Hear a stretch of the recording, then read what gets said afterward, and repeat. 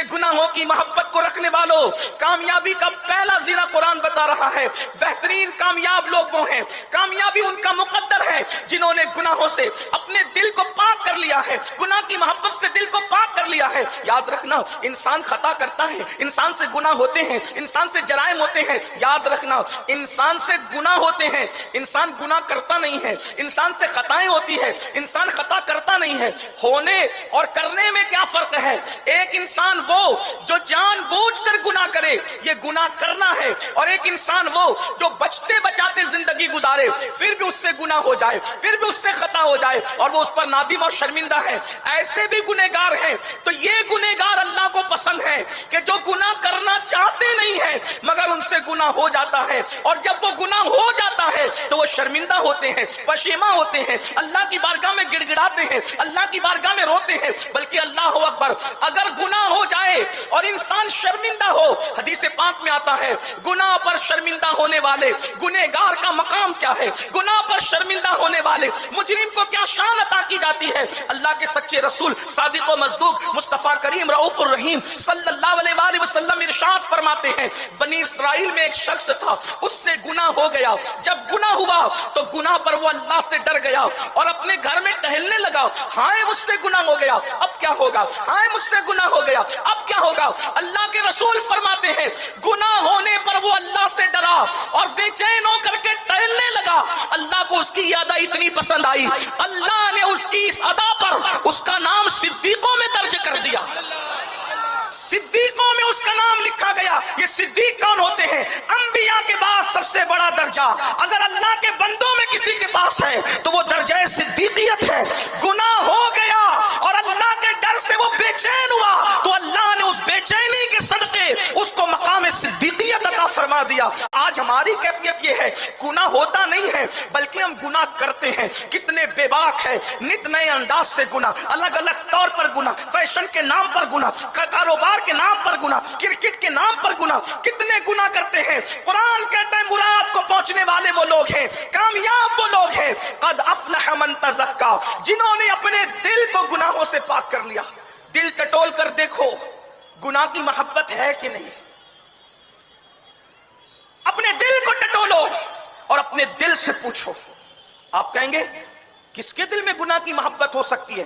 ہم کہتے ہیں رونا تو یہی ہے، محبت رسول کا دعویٰ کرنے والی قوم کے دل میں گناہ کی محبت ہے۔ اور ایک بات ہمیشہ یاد رکھنا، دو محبتیں ایک ساتھ جمع نہیں ہو سکتی۔ عشق مصطفیٰ کا دعویٰ کرنے والوں، دو محبتیں ایک ساتھ جمع کمی نہیں ہو سکتی۔ جس کے دل میں عشق مصطفیٰ ہوگا اس کے دل میں کبھی گناہ کی محبت نہیں ہوگی، اور جس کے دل میں گناہ کی محبت ہوگی اس کے دل میں عشق مصطفیٰ کبھی نہیں ہو سکتا۔ جیسے کرسی پر اگر گندگی موجود ہے تو اس کرسی پر کوئی شریف آدمی نہیں بیٹھتا۔ جب کرسی پر گندگی ہو تو آدمی کرسی پر شریف آدمی نہیں بیٹھتا، تو جو دل گناہ کی گندگی سے بھرپور ہو اس میں حضور کا عشق کیسے آ سکتا ہے؟ نعرہ لگانا اور چیز ہے اور حقیقت اور چیز ہے۔ اللہ کے بندوں اپنے دل کو ٹٹولو، ہمارے دل میں گناہ کی محبت ہے، اور اگر ہے تو اس کو نکالیں گے کب، اس کو کب صاف کریں گے، اس کو کب پاک کریں گے؟ جب بھی ہم کسی حسن کو دیکھتے ہیں اس کی طرف متوجہ ہو جاتے ہیں، گناہ کو دیکھتے ہیں اس کی طرف متوجہ ہو جاتے ہیں۔ گناہ میں لطف آتا ہے، گناہ میں کیف آتا ہے، گناہ میں سرور آتا ہے۔ بلکہ کچھ لوگ تو ایسے ہیں کہ جن کو گناہوں کے اندر سکون ملتا ہے، وہ گناہ میں سکون تلاش کرتے ہیں۔ مگر یاد رکھنا، جہاں گناہ ہے وہاں فنا ہے۔ اللہ کو رحیم و کریم جان کر کے گناہ کرنے والوں، قرآن اٹھا کر کے پڑھو، یہ دھوکہ ہے، یہ دھوکہ ہے جو اللہ کو رحیم و کریم جان کر گناہ کرتے ہیں۔ اللہ یقیناً رحیم بھی ہے اور کریم بھی ہے، مگر نیکیاں کر کے اس کو رحیم و کریم جان کر کے یہ تمنا کی جائے کہ اپنے کرم سے ہماری نیکی کو قبول کر لے۔ مسلم شریف اٹھا کر کے دیکھیں، ہم گناہ کر کے بھی استغفار نہیں کرتے، توبہ نہیں کرتے۔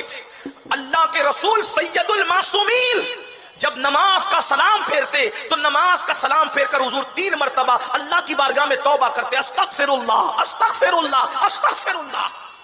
کبھی غور کیا، جس کے قریب سے کبھی گناہ گزر بھی نہ سکا، خطائیں جس کی چوکھٹ سے کبھی گزر بھی نہ سکے، جو صرف معصوم نہیں بلکہ سید المعصومین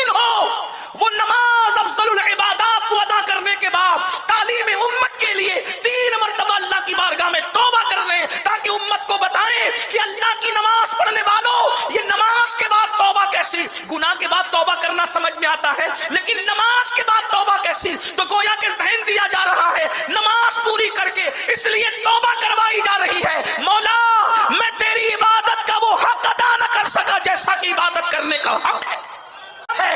हुजूर के लिए नहीं कही जा रही ये बात, हमें तालीम दी जा रही है। हुजूर नमाज के बाद अस्तगफिरुल्लाह पढ़ रहे, जो सारी इबादतों में अफजल तरीन इबादत है, उसके बाद हुजूर अस्तगफिरुल्लाह 3 मरतबा पढ़ रहे हैं। कभी गुनाह के बाद भी हमने अस्तगफिरुल्लाह पढ़ा है?